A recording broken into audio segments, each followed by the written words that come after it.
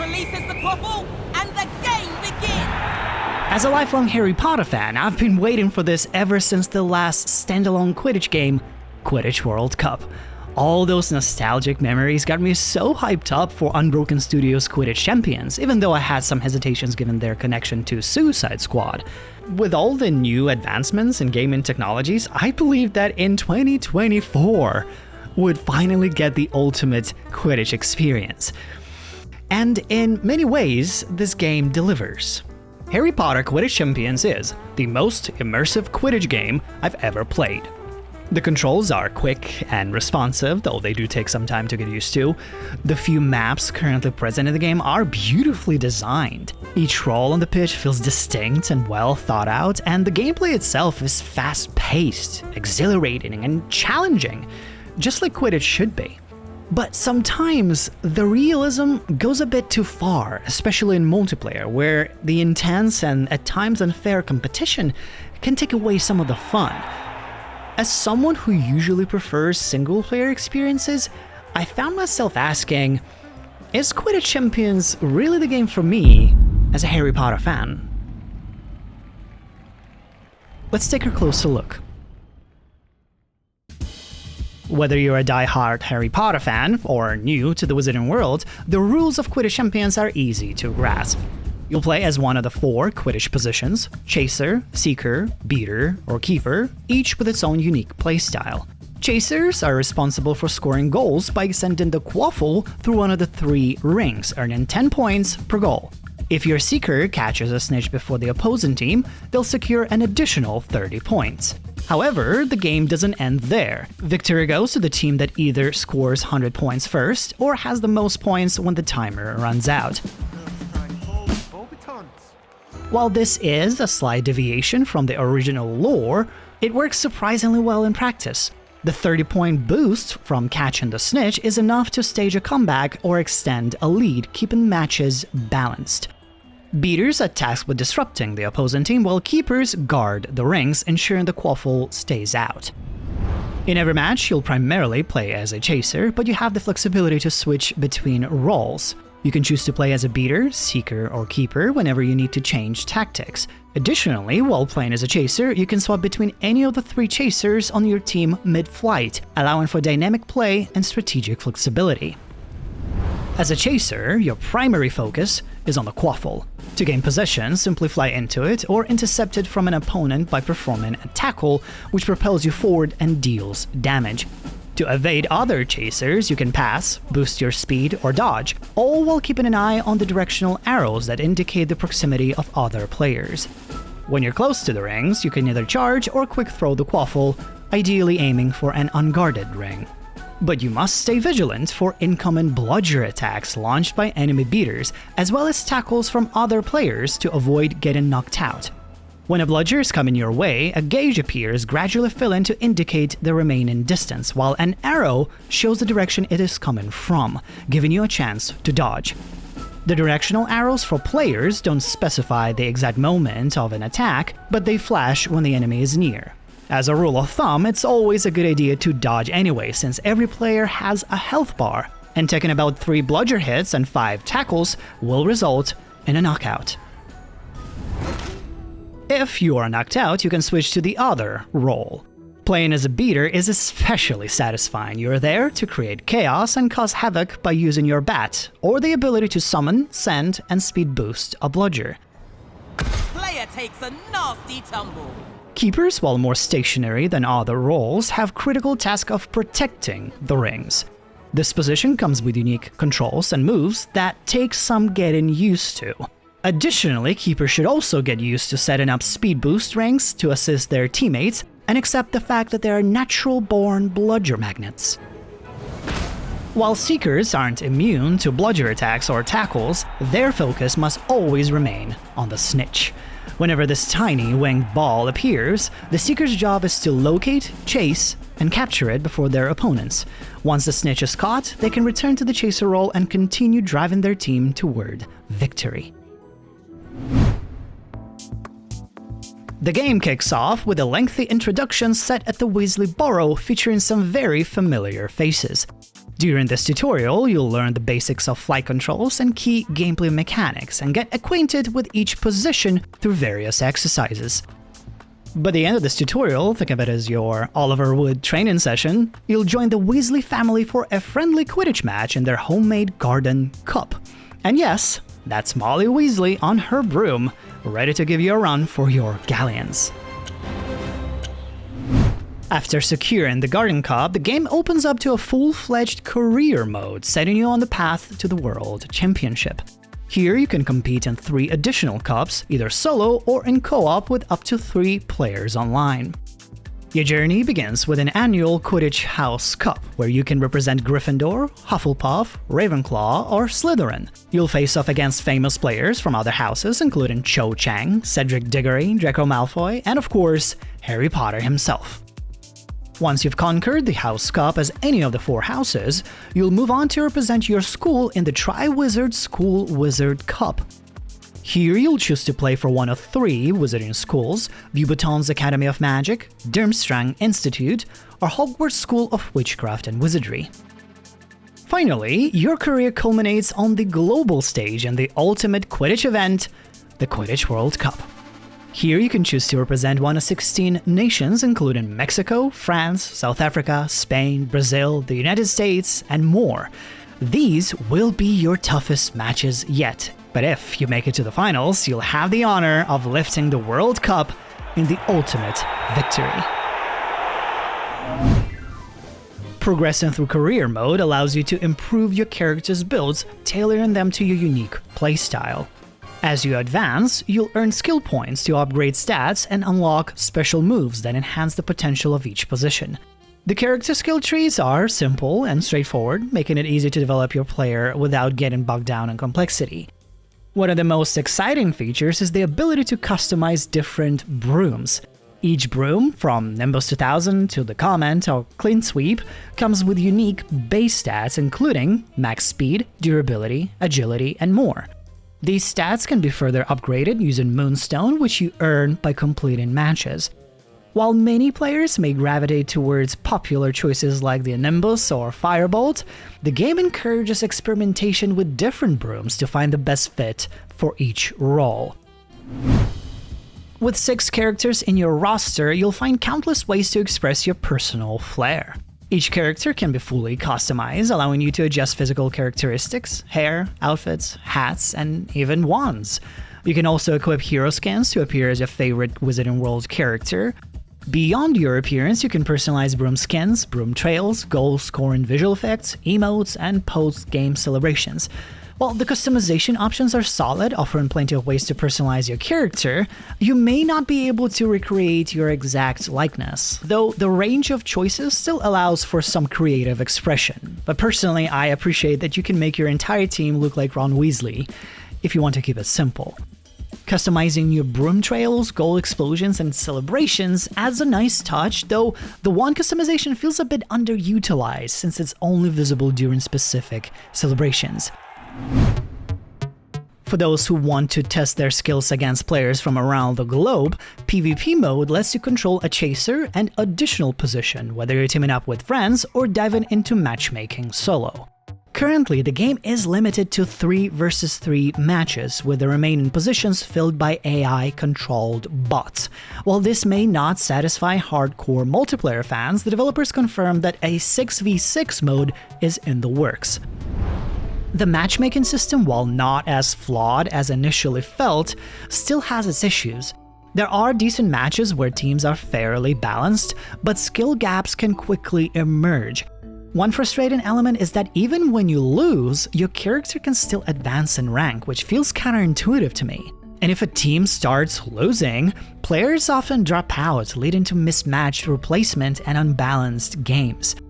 Playing PvP in co-op with friends, however, is a different experience. Coordinating strategies and working together makes it a more engaging and overall fun experience. But outside of this, I tend to avoid PvP, mostly because I'm more of a single-player fan. The current 3 versus 3 setup with bots actually works for me, as it keeps matches relatively accessible. While the planned 6v6 mode may appeal to dedicated PvP fans, I worry it could lead to longer queue times. That said, as someone who prefers single-player experiences, I found a sense of relief in the Exhibition mode. Exhibition is a custom match mode where you can have the freedom to create your own Quidditch experience. You can choose any team you want to play as, like Hufflepuff or Australia, Beauxbatons or Japan, and select your opponent team as well. This mode allows you to set up difficulty and pick any available map, including the exclusive Ilvermorny map. It can be played solo or in co-op, just like the campaign mode. While Exhibition doesn't contribute directly to your career progression or complete most challenges, it's great for players who want a quick match or want to test themselves against different teams without diving into the longer game modes. Open practice is exactly what it sounds. You have the freedom to customize your practice session by selecting which teammates or opponents you want on each side. Want to focus on improving your scoring as a chaser? You can set up a session with just a keeper, crank up the difficulty, and practice hitting those rings over and over again. If you're looking to get better as a beater or seeker, you can tailor the session to hone those specific skills. This mode offers unlimited practice with fully adjustable settings, making it easy to create the exact practice scenario you need. The graphics in Quidditch Champions are a standout in their ability to make the gameplay feel seamless and fluid. The maps are grand and beautifully designed, though some character models could use more polish, especially the crowd. The viewer stands seem like they were invaded by mannequins from Hogwarts Legacy's Haunted Shop quest. Or I don't know, maybe is that something that normally happens in Ilvermorny? But thankfully, much more essential visuals do their job exceptionally well, providing a smooth and flawless experience when flying, dodging, and scoring goals. Although occasional glitches sometimes detract from the overall flow. The HUD is minimal and well organized, though some clarity on certain elements like directional arrows would be helpful. The audio design complements the visuals perfectly. Every bludger hit, tackle, and goal explosion feels very satisfying. The atmospheric effects are decent, roaring crowds, rumbling thunder during the rainstorm, which combined with the visual effects kinda looks like an Avada Kedavra storm brewing over Hogwarts. But sometimes these eerie pockets of silence appear, especially when playing as a keeper, that feel a bit odd.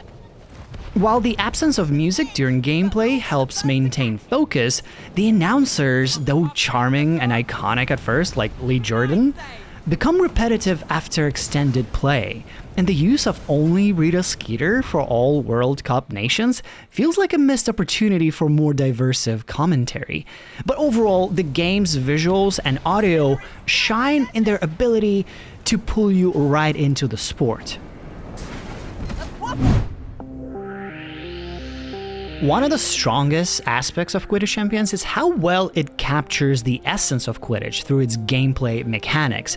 Even with some changes to the rules, the game does well at keeping the momentum of the fast and exhilarating nature of the sport.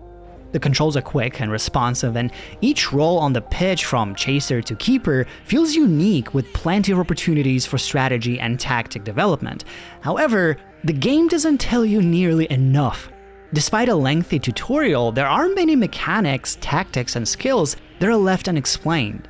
While on one hand it creates opportunities for discovery and deeper engagement, it can also leave players feeling overwhelmed or unprepared, especially when trying to compete effectively.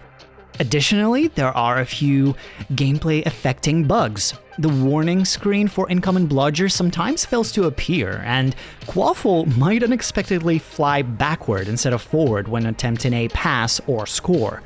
There's also a bug where the lock-on feature for targeting opponents with a bludger is inconsistent, leaving players powerless in crucial moments.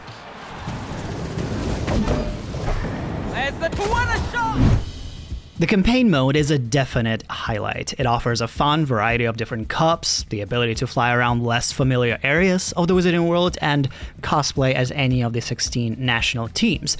For a while, the campaign mode and core gameplay keeps engagement up and keeps things interesting with various matches. However, for those who lean towards single-player experiences, the game might start feeling repetitive over time.